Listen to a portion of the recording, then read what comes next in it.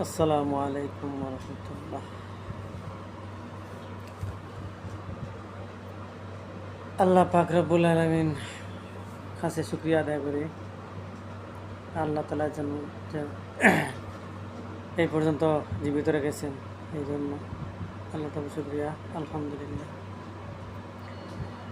মানুষের কখন কি হয় কেউ জানে না, কখন মৃত্যু হবে।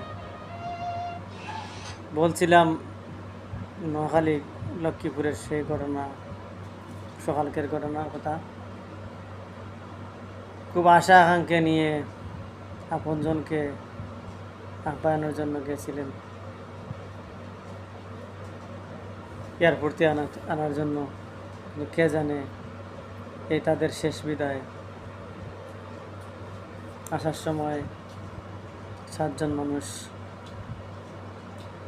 বাস স্ক্রিনে পানির নিচেই চলে গেল প্রাণ।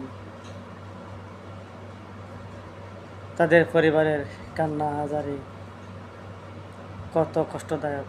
যাদের আপনজন চলে যায় সে জানে আপনজনের ব্যথা বেদনা। দোয়া করি আল্লাহ তাআলা যেন তাদেরকে জান্নাতের মর্যাদা দান করেন এবং পরিবারের সবাইকে ধৈর্য ধারণ করার তৌফিক দান করেন।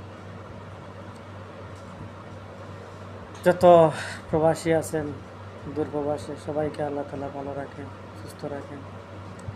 তাদের আপনজনকে দেশের বাড়িতে ভালো রাখেন, এই প্রত্যাশা রেখে বিদায় নিলাম। আসসালামু আলাইকুম।